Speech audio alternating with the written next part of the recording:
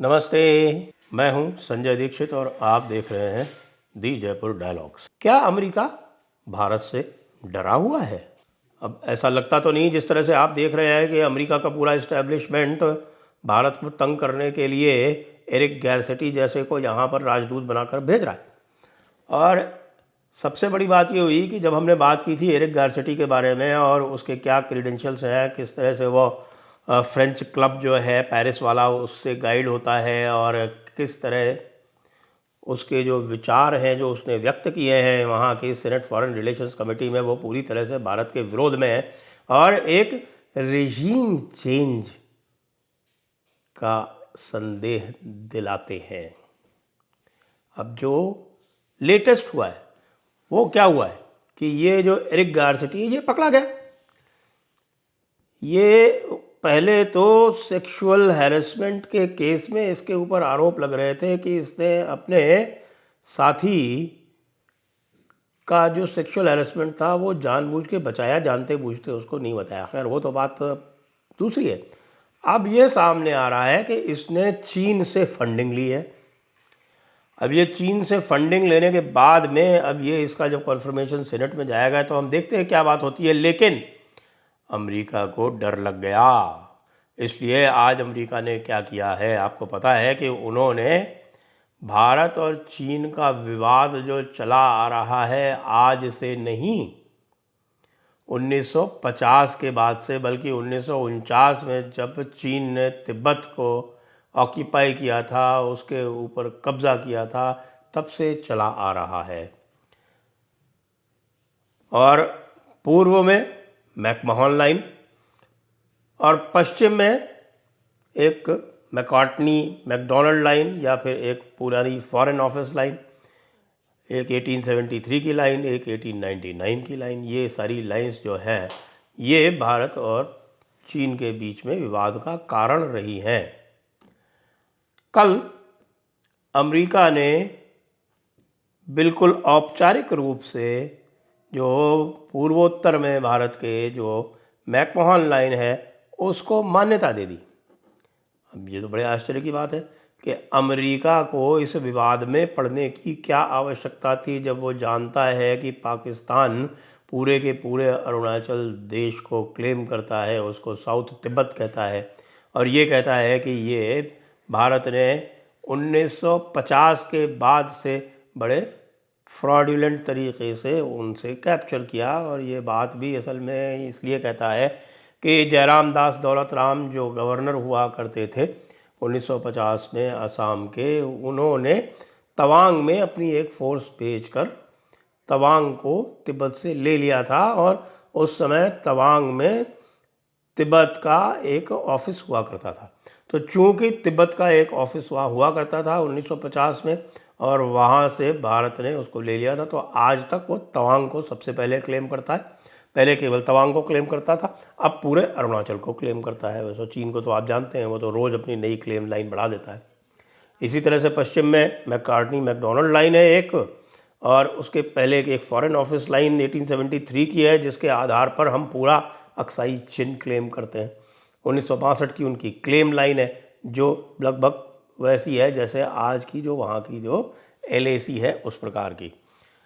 तो अब यह प्रश्न उठता है कि आखिरकार अमेरिका ने ये क्यों किया। अब इसके लिए मेरी थ्योरी ये है कि अमेरिका घबरा गया है। अमेरिका घबरा इसलिए गया है कि उसने एक गलती तो कर दी, और वो गलती की किसने है? वो प्रेसिडेंट बाइडेन ने अंडर प्रेशर की है। अंडर प्रेशर किसके हैं? वो वहाँ का जो इस्टेब्लिशमेंट है, आप जानते हैं वहाँ का इस्टेब्लिशमेंट कौन है। वहाँ का इस्टेब्लिशमेंट वो है जो आपका एक लेफ्टिस्ट मार्क्सिस्ट टाइप का एक पूरा कबाल है, जो कल्चरल मार्क्सिज्म इत्यादि में विश्वास रखने वाले लोग हैं। उसमें CIA भी शामिल है, उसमें FBI भी है, उसमें स्टेट डिपार्टमेंट भी है, उसमें वहाँ का मिलिट्री इंडस्ट्रियल कॉम्प्लेक्स भी है। वहाँ ऐसे लोग भी हैं जो ये चाहते हैं कि भारत जो है वो पूरी तरह से उनके इशारों पर नाचे। उसमें जॉर्ज सोरोस जैसे लोग भी हैं, और जॉर्ज सोरोस के साथ में लिंक्ड जो है, जो कल परसों हमने आपको खुलासा किया था, जो पेरिस क्लब है या फ्रेंच क्लब है, वो भी उसी रूट से भारत पर निशाना साधता है। अब ये काम तो होता रहता है और चुपचाप होता रहता है यदि अंडर प्रेशर जो बाइडेन ने एरिक गारसेटी को यहाँ नॉमिनेट ना किया होता, और नॉमिनेट करने के तुरंत बाद पहले तो उनके सहयोगी का सेक्स स्कैंडल सामने आया, और अभी जो 2-3 दिन पहले सामने आया वो चीन से एरिक गारसेटी के लिंक सामने आ गए।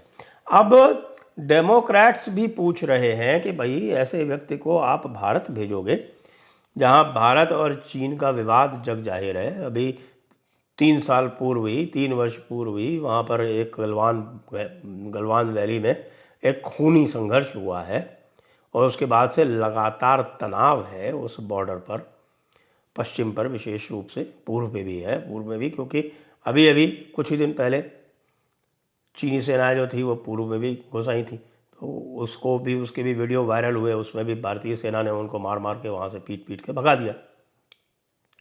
तो इस तरह के बैकग्राउंड में एक चीन का पेड आदमी जिसकी फंडिंग जो है वो पूरी स्पष्ट रूप से सामने आ गई कि चाइनीज़ कम्युनिस्ट पार्टी की जो इंटेलिजेंस एजेंसी है उससे मिले हुए जो चाइनीज़ लोग हैं उनके द्वारा इनकी फंडिंग की गई जब ये मेयर थे लॉस एंजलिस के।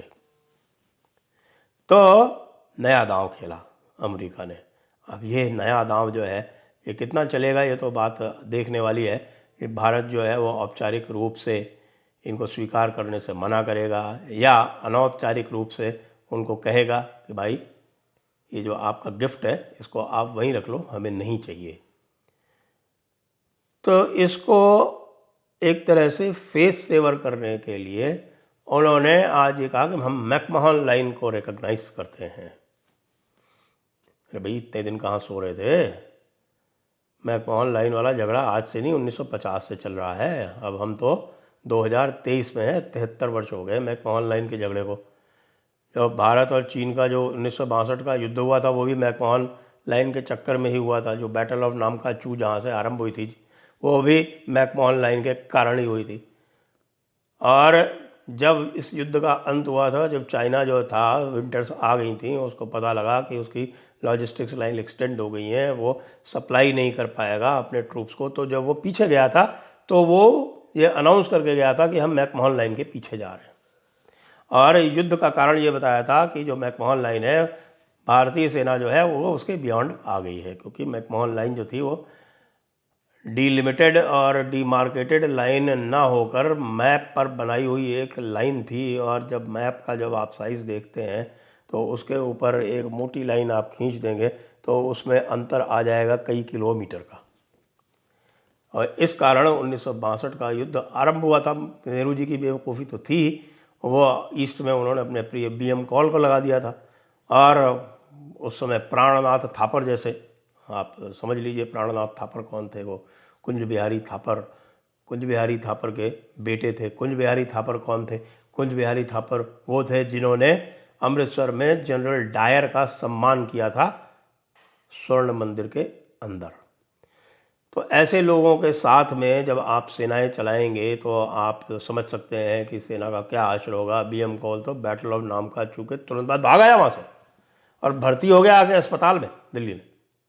उस समय हमारे जो नेहरू चाचा, तो नेहरू जी जो थे उन्होंने अमेरिका से भीख मांगी, सिर्फ मैं कह सकता हूँ कि लगभग उसी अंदाज में जिस अंदाज में आजकल पाकिस्तान का ये बेचारा जो शहबाज शरीफ है ये चारों तरफ भीख मांगता घूम रहा है, उस तरह से नेहरू जी ने अमेरिका से भीख मांगी। जबकि अन्य समय पर वो उछल कूद करते रहते थे और अमेरिका को उपनिवेशवादी कह के और अमेरिका को कैपिटलिस्ट कह के अपमानित किया करते थे। तब उन्होंने, नेहरू जी ने भीख मांग के उनसे कुछ साजो सामान मंगाया, सैन्य साजो सामान मंगाया, कुछ वेपनरी मंगाई, और वेपनरी आने के बाद में फिर ये हुआ कि हाँ अब हम चढ़ाई करेंगे। लेकिन वो जो पूरा का पूरा रिक्लेम किया, जो नेफा जिसको कहते थे, जो आज का अरुणाचल प्रदेश है, वो जनरल साहब मानेकशॉ ने किया। जनरल साहब मानेकशॉ को सुपरसीड कर दिया गया था। लेकिन जब ये किस्सा हुआ और ये प्राणनाथ थापर और इनसे सबसे BM कॉल वगैरह से नहीं सुलझा, तब ये पता चला कि एक योग्य अफसर है जो साइड में बैठा रखा है, उसको वहाँ भेजो। तो सैम मानेकशॉ ने जाके वो पूरा का पूरा जो एरिया था वो रिक्लेम किया। आज वो अमेरिका ने रिकॉग्नाइज कर दिया। क्या हम अमेरिका को इसके लिए धन्यवाद कहें? क्यों कहें? अमेरिका ने ऐसा कौन सा काम कर दिया? डी फैक्टो तो वो है हमारी। अमेरिका जो आज मैकमोहन लाइन को रिकॉग्नाइज कर रहा है, उसको जो मान्यता दे रहा है, उसके पीछे क्या है वो जाके देखना पड़ेगा। और उसके पीछे ये है कि इस एरिक गारसेटी को प्लीज़ इसको वापस मत भेजना, इसको प्लीज़ आप एक्सेप्ट कर लो। ये जो भी बकवास इसने सेनेट में की है और जो भी ये कहा है कि ये साइमा, राणा, आरफा, सबा, इन सबको और ज़ुबैर, इन सबको जो है वो डायरेक्ट उनसे इंगेजमेंट करेगा। आप ज़ुबैर के ट्वीट देख लो, वो कह रहा है हाँ हाँ मैं डायरेक्ट टच में हूँ अमेरिकन एम्बेसी से। तो अगर अमेरिकन एम्बेसी को ये एरिक गारसेटी यहाँ पर रेजीम चेंज ऑपरेशन का हेडक्वार्टर बनाने आ रहा है, भारत सरकार को तो कतई स्वीकार नहीं करना चाहिए। तो अब वहाँ से ये चल रहा है कि ऐसा है कि हम इसकी डिबरी टाइट कर देंगे, आप तो इसकी चिंता मत करो। और ये देखिए हमने आगे इसकी भी मान्यता दे दी, आप कहो तो कुछ और भी कर देंगे, आप कहो तो XYZ और भी कर देंगे। यार प्लीज़ देखो हमारी इज्जत का सवाल है यार, इसको आ जाने दो, फिर हम इसे वापस बुला लेंगे। ये चल रहा है। अब आप लोग बताइए, कमेंट कीजिए कि हमें जो है अमेरिका की ये जो चिरौरी है ये स्वीकार कर लेनी चाहिए क्या, या फिर हमें जैसे डॉक्टर जयशंकर अपने चिरपरिचित अंदाज में बताते हैं पश्चिम को कि भैया अब तुम दुनिया के पुलिसमैन नहीं रहे, वो करना चाहिए। देश हित में क्या है बताइए। जय हिंद, वंदे मातरम।